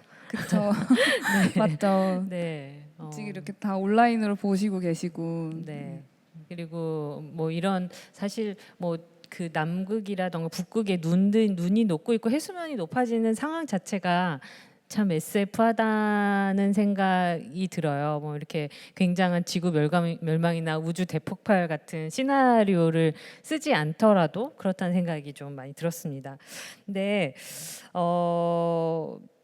궁극적으로는 이제 굉장히 정말 지구의 마지막 모습이 뭐 어찌 될지 정말 저도 암담하다는 생각이 드는데, 이제 가장 우리 기후권에 대해서 얘기를 할 때 탄소 배출에 관한 얘기를 가장 많이 하잖아요. 이제 저도 어제 강연을 들었고 그 쓰레기 박사님, 홍수열 박사님 얘기도 많이 듣고 이제 재활용에 관한 이슈들도 많이 나왔는데, 제가 본 어떤 보고서를 보니까 탄소 배출을 위해서 가장 효과적인 행위는 첫 번째가 채식주의, 그러니까 네 가지가 있었는데 채식주의, 그리고 비행기 여행을 덜하기, 자동차 버리기, 그리고 맨 마지막으로는 아이를 안 낳기가 있었어요. 네. 아이 안 낳기는 약간 안 낳을 수는 없지만, 왜냐하면 이게 굉장히 인간이 한평생 쓰레기 배출기라는 좀 굉장히 암담하고 시니컬 얘기긴 한데, 우리가 그것에 비하면 재활용을 하려고 이렇게 애를 쓰는 행위들이 좀 너무나 무의미하게는 아니지만 너무 작구나, 뭐 이런 생각도 하게 됐습니다. 근데 이제 우리의 쓰레기 제조 능력을 오늘도 저는 많은 쓰레기를 버리고 왔는데 생각을 했을 때 정말 인간은 대책이 없다고 생각하시나요? 이거 내라고 해도 되나요?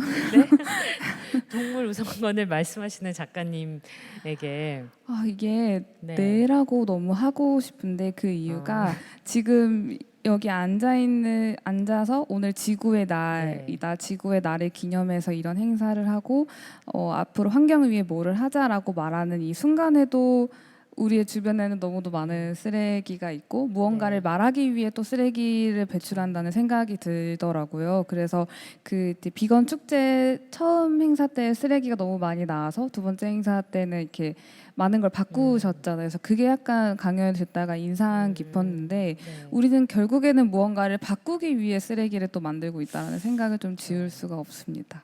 네. 이렇게 화학과 공전을 말씀하시고 계시지만 네. 하지만 뭐 그럼에도 불구하고 우리가 할 수 있는 노력은 이렇게 하면서 버텨 나가는 상황이지 않을까라고 생각이 좀 들기도 해요. 네. 우리 그 양윤아님의 강연도 정말 재밌게 들었는데 사실은 패션이 환경에 가장 영향을 많이 미치는데 그 산업에 종사하고 계시잖아요. 얼마 전에 보니까 뭐 캐시미어 때문에 몽골의 사막화가 너무 급속하게 진행돼서 저도 놀랐고요. 그리고 그러니까 우리의 탐욕이 얼마나 지구를 망치고 있나 뭐 이런 생각이 저는 들기도 해요. 근데 제가 늘 저도 옷을 굉장히 좋아하지만 이 패션에 대해서도 늘 경계해야 된다고 생각을 하는 게, 저는 소재주의에 빠지는 것에 대한 질문을 좀 드리고 싶어요. 그러니까 어떤 취지냐면 친환경이고 비건 소재를 활용했다는 이유로 계속 만들어도 되는지에 대한 좀 근원적인 질문을 드리고 싶습니다. 저도 사실 패션과 환경이라는 그 이질적인 단어들 사이에서 굉장히 많이 고민을 하는데요. 그럼에도 불구하고 사실 동물과 환경, 이 지구의 미래에 대해서 고민하시는 분들은 소비를 조금 줄이고 뭐 세컨핸즈 제품을 사거나 여러 가지 실천을 하는데, 사실 패션만을 좋아하시는 분들은 그런 실천을 하기는 어렵다고 생각을 해요. 그래서 조금 더 만드는 사람이 나은 재료로 만드는 게 굉장히 필요하다고 생각을 합니다. 그런데 이제 이런 지속 가능성, 비건이 이슈라는 이유로 한쪽에서는 엄청 많은 울 제품을 만들면서 하나 리사이클 폴리에스터로 만들었다고 우리가 친환경 기업이다라고 소개를 하는 것도 굉장히 많아진 것은 사실이에요. 그래놓고 이제 다음 시즌에 소비자들이 쉽게 살 수 있는 울 제품, 다른 뭐 동물성 제품, 친환경에 전혀 관여되지 않는 제품을 많이 홍보하고 소비를 권장을 하기도 하죠. 예를 들어서 우리 텀블러 갖고 다니자고 해놓고 텀블러 엄청 많이 만들고, 저도 집에 어떻게 텀블러가 몇 개 있는지 모르겠어요. 하다 보면 없어져서 또 사고, 그렇게 되는 게 과연 안 쓰는 것만 해도 저도 되게 많아요. 좋은 것인가라는 의문을 갖게 되는데, 그럼에도 조금이라도 실천을 하려는 노력들이 있어야 이거에 관심 없는 사람들의 변화를 이끌 수 있다는 생각을 하기는 했습니다.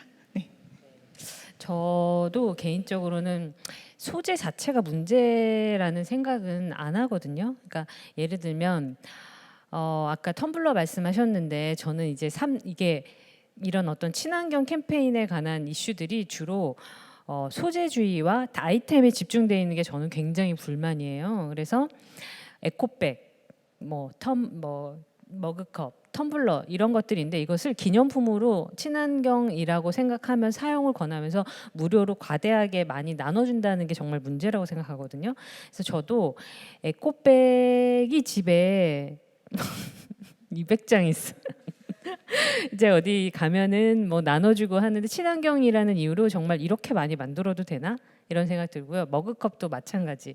텀블러도 저도 이제 굉장히 선물로도 많이 받았고 이제 나눠주고 싶을 정도인데 그런 걸 보면 이게 우리가 또 그린워싱이나 친환경 마케팅에 빠져 있는 것은 아닌가 이런 생각이 저도 들었어요. 그래서 제가 약간 아까 온소 여기 왔을 때 테이블에서 열어보는 거 보셨죠?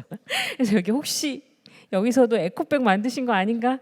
뭐 이런 생각을 제가 잠깐 했습니다. 그래서 저는 우리가 소재 그러니까 소재가 좋은 친환경이라는 이유만으로 많이 만들어지는 것은 정말 좀 지양해야 하지 않나라는 생각이 좀 들었습니다.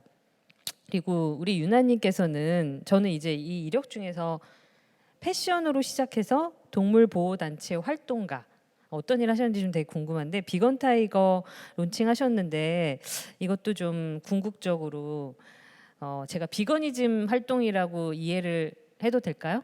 근데 네, 그렇게 비거니즘이 정말 지구 구할 수 있다고 생각하시는지. 저는 개인이 할 수 있는 환경을 위한 지구를 위한 최대한의 실천은 사실은 비거니즘이라고 생각을 하고 있습니다. 뭐 완벽한 비건이 되는 것 자체는 힘들지만 어쨌든 그 5천 명이 치킨 한 끼를 덜 먹으면 자동차 7만 대의 CO2를 감소하는 효과가 있다고 하더라고요. 그래서 한 명의 완벽한 채식주의자보다 전 국민이 한 끼 채식하는 거에 굉장히 의의를 두고 있고 그런 것들이 대중화되었을 때 조금씩 변화가 이루어질 거라고 생각을 하고 있습니다. 네. 그래서 저는 이제 아까 시작하기 전에 그 선나님께도 물어봤잖아요. 네, 채식주의자이신지. 네. 불완전 채식주의자입니다. 네. 근데 저는 이제 굳이 고기를 먹지만 이제 먹게 되면 먹지만 일부러 찾아서 먹지는 않는다라고 저는 이제 대답을 드렸는데 그런 생각이 들더라고요. 이 고기든 옷이든 우리가 너무 많이 먹고 옷도 너무 많이 갖고 있는 게 문제의 시작점이 아닐까라는 생각이 들었거든요. 그런 면에서는 이제 저도 비거니즘이 좋은 대안이 될 수 있을 거라고 생각을 하고 어떤 비건이 좀 트렌드처럼 다뤄지는 측면이 있는데 저는 이게 펀더멘탈한 부분이긴 하지만 그런 라이프 스타일 태도로 인식이 되는 것들이 전 사실 뭐가 나쁜가라는 생각은 좀 갖고 있는 편이긴 해요.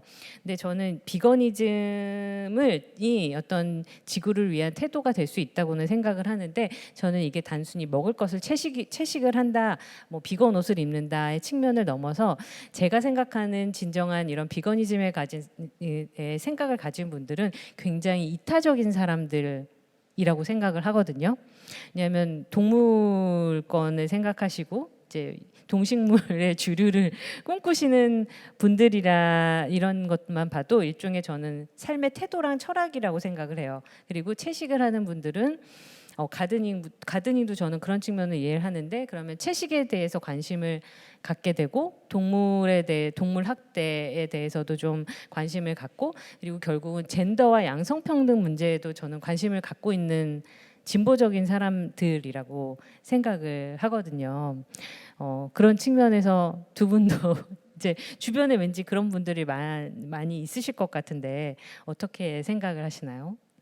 근데 말씀하셨던 것처럼 뭔가 딱 나는 비건만 할 거야 이런 네. 거는 뭐 나는 젠더 이슈에만 관심이 네. 있어가 안 되더라고요. 너무나도 사회가 네, 다 네. 연결되어 있듯이 네, 더 다 긴밀하게 연결되어 있고 뭔가 지구 온난 뭔가 기후 위기를 해결할 거야라는 마음으로 비건에 접근을 해도 동물권 문제를 마주볼 수밖에 없고 동물권 문제를 이제 막다 보면 그런 고양이 그 길고양이들을 뭔가 이렇게 죽이는 어떤 것들을 막기 위한 행동을 하면은 결국에 그게 젠더 문제까지 뻗어 나가더라고요. 그래서 네네네. 출발 지점은 각자 다를지라도 결국에는 모두가 공존하는 사회 그리고 모두가 행복할 수 있는 사회로 귀결된다라는 느낌을 저도 가지고 있습니다. 네. 저는 어떤 그 완벽하기 위한 실천보다 한 가지 실천이 나의 확장성을 넓혀주는 것 같아요. 예를 들어서 나는 뭐 일주일에 한 끼 채식을 하고 친구들이랑 같이 요즘에 유행하는 힙한 뭐 비건 레스토랑을 가고 뭐 식생활에서 비건으로 하기 어려우면은 어떤 동물 실험하지 않은 제품을 쓰다든가 어떤 내가 할 수 있는 되게 쉬운 실천 하나가 다른 뭐 소수자들의 문제나 환경 문제로 내 자신을 확장시켜 줄 수 있는 계기가 된다고 생각하기 때문에 비건이든 어떤 아니든 환경을 위한 실천, 지구를 위한 실천이 되게 중요하다고 생각해요. 딱 하나의 실천이. 네. 근데 제가 말씀 들으면서 생각해 보니까 그 요즘에 비건이라는 타이틀을 갖고 있는 제품군들이 굉장히 많이 늘어났다는 생각이 들거든요. 그러니까 제가 가장 최근에 어떤 도자기를 선물 받았는데 비건 도자기라고 하더라고요. 이게 그러니까 흙 같은 것에 이제 어떤 철분이 들어있는 건데 그걸 걸러냈다는 의미로 이제 비건 도자기였고 생각해 보니까 기네스에서 비건 맥주 만들었었거든요. 그러니까 어떤 효모나 이런 동물성 들어가는 것들을 이제 배제해서 이제 비건 맥주도 있고 뭐 두 분 왠지 더 잘하실 것 같긴 한데 그리고 가장 재밌었던 거는 자동차에도 가죽이 많이 들어가는데 그것을 비건 프렌들리하게 대체하고 있다라는 얘기도 이제 많이 하는 것 같아요. 그중에서 뭐 테슬라 같은 경우에는 올 비건으로 가죽을 쓰지 않겠다라는 선언도 했었거든요. 근데 이제 저는 그걸 보면서 뭘 느꼈냐면 이게 단순히 착하고 지구를 위하는 뭐 소비 어떤 윤리적인 측면보다는 소비자가 어쩌면 그런 비거니즘을 원하기 때문에 기업이 바뀌고 있는 것 아닌가라는 생각이 또 들기도 했고 일부는 또 그린워싱이나 ESG 친환경 마케팅 아닌가 이런 생각도 조금은 해봤습니다. 뭐 그런 측면에서 저는 이제 새로운 물건을 만들 때 친환경적으로 만들어야 되지만 좋은 물건 만드는 것을 넘어서 어떤 고쳐 쓰는 환경까지도 고려해서 제품을 만들고 소비자는 그걸 지지해야 되는 것 아닌가 뭐 이런 생각을 저도 해봤습니다. 그리고 뭐 자동차 같은 경우에는 우리가 이제 정말 문제가 심각해지면 걸어 다녀야 될 수도 있지 않을까요? 차 없이? 네. 오늘도 저 굉장히 이제 막히면서 왔는데 뭐 그런 생각이 이제 좀 오늘 이 자리에서 저도 여러 가지 생각이 들었습니다. 근데 저는 약간 그렇게 기업이 그런 자신들의 이미지를 위해서 비건을 내세우는 게 지금으로선 나쁘지 않다라고 생각을 하거든요. 그런 게 확실히 트렌드가 되어야 더 많이 네, 움직일 맞아요. 거고 소비자들이 이걸 원한다라고 목소리를 좀 크게 내야 하더라고요. 뭐 예를 들어 두유에 붙은 뭐 빨대 이런 것들이 돌려주는 운동을 한다거나 네. 이런 걸 통해서 물론 어떤 분들은 빨대가 반드시 필요하지만 대부분 빨대가 필요하지 않은 상황이 있으니까 그럴 때 그게 개선점이 되고 마찬가지로 결국에는 기업들이 그렇게 움직이면은 요즘에 약간 그런 대선을 할 때 정치인을 뽑을 때에도 환경 문제가 꼭 네. 들어가잖아요. 기후에 대해 어떻게 해나가겠다 이런 것들이 저는 그래서 오히려 좀 그렇게 행동하려는 기업에게 더 많은 응원을 해줘야 한다라고 생각을 요즘 많이 하고 있습니다. 저희는 지갑으로 투표하면 되는 것 아닌가? 뭐 이런 생각도 듭니다. 네, 옷을 살 거면 비건 다이거. 네, 그리고 저한테 그런 질문 하시는 네. 분들 많아요. 이제 밖에서 다른 곳에서 옷을 살 때 비건인 옵션을 어떻게 확인하는지 그래서 네.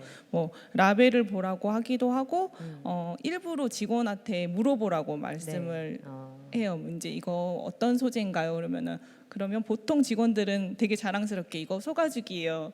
뭐 이거 양가죽이에요. 이렇게 말씀하시거든요. 그럴 때 소비자가 저는 가죽 원하지 않고 뭐 비건 옵션이 있었으면 좋겠습니다라고 꼭 말을 해서 기업 안에 피드백이 들어가게끔 하면 좋겠다라고 생각을 하고 있거든요. 그래서 사실 소비자가 원해야지 기업은 맞아요. 어쨌든 이윤을 쫓는 그룹이기 때문에 바뀐다고 생각을 하고 저도 뭐 5년 전에 저희 구매 고객이 포장지 다시 돌려줬던 그런 사소한 행동들이 저를 좀 더 나은 실천으로 하게 만드니까 그거는 소비자로서 되게 중요한 역할인 것 같아요. 네. 그래서 직접 우리가 스몰 액션으로 내가 입는 옷 하나 음식부터 바꿔 나가야지 작은 행동이지만 기업과 사회도 바꿀 수 있다. 뭐 이런 생각이 듭니다. 그럼 사전 질문 중에서 또 하나 이제 많이 질문을 해주셨는데 하나씩 먼저 좀 여쭤볼게요. 우리 설라님께 외롭지 않으면서 선을 넘지 않게끔 자신의 영역을 누군가와 공유할 수 있는 노하우를 알고 계시나요? 아, 근데 저는 약간 너무 사람한테서 철학적이고. 외로움은 떼어낼 수 없다라고 생각을 해서 네. 제가 이제 소설을 외로움에 대한 얘기를 많이 하다 네. 보니까 그리고 이렇게 기후 문제에 대한 이런 행사를 오면은 외롭다라는 얘기를 많이 하세요. 예를 들어 나 비건이야, 나 채식주의자라고 얘기를 했을 때 아직까지도 그거를 좀 유별나게 보시는 분들도 굉장히 많고 굳이 그렇게까지 남까지 불편하게 해야 돼라고 하세요. 나는 내가 그냥 채식을 하겠다는 건데 마치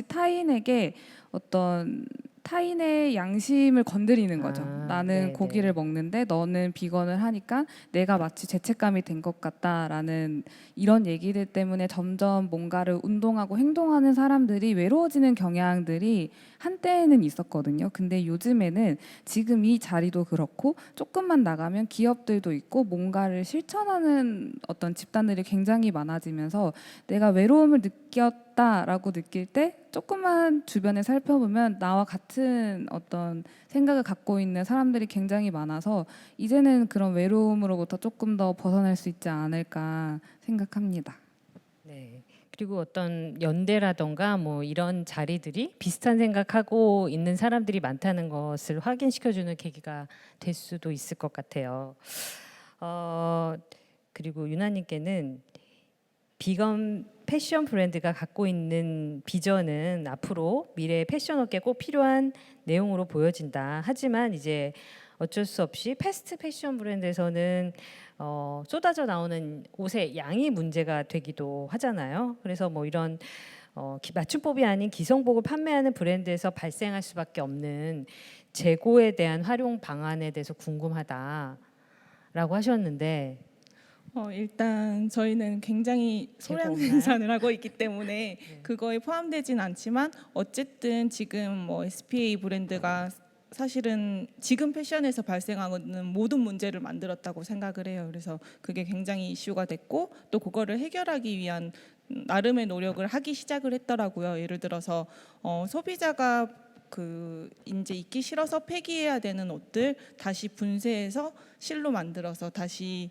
옷으로 현장에서 만들 수 있는 랩을 개발하기도 하고 그렇기 때문에 문제는 해결 방안을 찾아서 가고 있긴 하지만 아직도 사실 많이 만들어지고 있는 것은 사실이거든요. 그래서 사실 맞춤이나 크라우드 펀딩 방식으로 제품을 생산하면 좋긴 하지만 사실상 현실적으로 저는 20-30년 내에 그게 해결이 될까 하는 고민이 있거든요. 그래서 최대한 정말 아까 그 강연에서 말씀하셨다시피 오래 입고 그리고 고쳐 쓰는 그런 문화를 소비자분들이 더 요청을 하면 좋겠다라는 생각이 많이 들어요. 저희도 리페어샵이나 세컨핸즈 제품 저희 비건 타이거 옷 구매하시는 분들이 다시 다른 분들하고 물물 교환하는 방식의 사업 구조를 어느 정도 생각을 하고 있습니다. 네, 물물 교환 같은 방식은 좀 고려해 볼 만하다는 생각이 드네요. 그러니까 사실 저도 리페어가 중요하다고 말씀을 드렸는데 옷은 그게 좀 쉽지는 않았던 것 같거든요. 저 개인적으로는 이제 수선을 해서 좀 입어 보려고 했는데 솔직히 말씀드리면 다 실패했어요. 안 입게 되더라고요. 이게 패션 옷이라는 것은 조금 특별한 것들이 있는 것 같아요. 그러니까 가전 같은 경우에는 고장 났다고 저는 절대 버리지는 않을 것 같은데 옷은 이제 어떤 직접적인 나의 개성을 표현할 수 있는 장치라서 그게 또 유행이라던가 뭐 이런 부분들이 있는 거죠. 저도 소재가 중요하다고는 하지만 예쁜 옷이 입고 싶어요. 네, 그걸 포기하기 인간의 힘들어요. 본능이라고 생각합니다. 네, 저도 굉장히 옷 좋아하고 그런데 근데 이제 한편으로는 그런 제가 어디서 데이터를 보니까 1년에 1,000억 벌 정도가 생산이 되고 그중에 330억 벌이 버려진대요. 너무 많아서 이제 믿을 수가 없는데 이게 근데 보면은 패션의 과잉 생산 문제 아닌가? 라는 생각도 저는 조금 들었어요. 근데 혹시 비건 타이거는 재고가 많게 생산이 네. 되시나요? 재고량은 어떠세요? 저희는 뭐 한 아이템이 거의 완판되는 경우가 많고 많이 남아봤자 한 20개 정도가 남는 브랜드여서 네, 그렇게 재고가 많이 남지는 않습니다. 그리고 뭐 이제 재고 남은 거는 사실 뭐 페스티벌 같은데 거의 많이 소진을 하고 있기 때문에 예, 크게 많이 남는 브랜드는 아니지만 그래도 하나도 안 남을 수 있게 노력을 해야겠죠. 하나도 안 게. 네, 비건 타이의 경우에는 재고가 많지 않다는 얘기를 해주셨습니다. 저는 제가 셀프로 하나 골랐어요. 이제 그 서울대학교 환경동아리 CR에서 온 질문인데 이제 요지는 디자인과 자원순환이 공존하려면 어떤 방법이 있을지 사례를 소개해달라 뭐 이런 요지의 질문이셨는데 저는 이제 너무 이제 성공적인 사례가 있는 것은 제가 잘 못 봤는데 지금 노력해서 답을 찾고 있는 중이다라고 중인 것 같다고 이제 말씀을 드리고 싶고요. 저는 근데 궁극적으로 소비에 죄책감이 들게 해서는 안 된다고 생각을 하거든요. 뭐 만약에 옷이라면 내가 뭐 죄책감이 들지 않으면서 멋진 라이프 스타일 옷을 입을 수 있게끔 만들어 주시면 되는 것이고 이제 뭐 소설가는 이제 조금 그런 어떤 세계관을 넓혀 주실 수 있는 일이라고 생각을 하거든요. 근데 디자이너라면 어떤 이 디자인 이 자체 이 친환경이나 리페어든 뭐 이런 자원 순환이든 이것 자체를 고려할 수 있는 새로운 방법을 찾아야 된다고 생각을 합니다. 그래서 극단적인 예로는 저는 디자이너라면 디자인하지 않으면서 디자인할 수 있는 방법도 생각할 수 있는 것 아닌가? 그리고 또 자원 뭐 친환경 소재라던가 비건 그리고 어떤 우리의 일상을 바꿀 수 있는 이런 ESG 같은 것들을 그리고 리페어하는 것들이 멋진 행동인 것처럼 의식의 전환을 일으키는 것도 저는 디자이너들이 할 수 있는 일이 아닐까라는 생각이 좀 들었습니다. 그리고 최근에 보면 제가 알기로는 어떤 기업들도 이제 뭐 LG 가전의 경우에는 LG나 삼성 같은 경우에도 어떤 더 이상 제품을 더 많이 팔아서 이익을 거두겠다라는 태도보다는 어떤 제조업이 서비스로 바꿔가면서 관리를 해주는 방식으로 사업을 좀 전환하는 움직임도 있다고 생각을 하거든요. 그리고 뭐 최근에 업가전 같은 개념들을 이제 LG전자 같은 곳에서 선보이기도 했는데 그런 일들을 좀 설계하는데도 디자이너가 분명히 기여하는 일이 있을 것이라고 생각을 합니다. 그리고 저는 소재주의에 빠지는 일은 없었으면 좋겠다고 또 말씀을 드리고 싶어요. 그러니까 친환경이라는 이유로 마음껏 만드는 것은 지양해야 되지 않을까라는 생각입니다. 지금 뭐 이렇게 해서 이제 저희 세 사람의 얘기를 많이 들어봤는데 마지막으로 오늘 꼭 하시고 싶은 말씀이라던가 어떤 지구의 날을 맞아서 뭐 비거니즘이든 이런 우리의 활동에 대해서 한 말씀씩 해주신다면 유나님부터. 네. 네, 제가 사실 강연을 굉장히 미숙해서 오늘 너무 못한 것 같아서 조금 죄송하고요. 하고 싶은 말씀 다 못하신 거 아니에요? 네, 하고 네. 싶은 말 너무 많은데 네. 네, 다음에 뭐 좋은 기회 있으면 다시 만나면 좋겠고 그리고 저는 그 완벽한 어떤 실천보다 진짜 쉽게 할 수 있는 실천 다 한 가지씩 마련해서 해보면 좋겠다는 생각을 했습니다. 감사합니다. 근데 뭐 하시는지 하나 유나님은 어떤? 저요? 네. 저는 뭐 텀블러 들고 다니기 그런 쉬운 거부터. 근데 네. 또 못 들고 다닐 때도 많아요. 코로나 때문에 한동안 텀블러를 네. 못 쓰게 하니까 저도 한참 또 안 들고 다니게 되더라고요. 그래서 진짜 목숨처럼 제 친한 지인은 텀블러가 없으면 그날 하루 종일 음료수를 안 마시거든요. 그래서 네. 네, 딱 원칙적으로 쉽게 실천할 수 있는 거 되게 하드하게 한번 실천을 해보시면 좋을 것 같다는 생각을 합니다. 우리 작가님은 네, 그 오늘은 약간 패션 산업에서 나오는 쓰레기 문제에 대한 얘기를 많이 했지만 사실 네.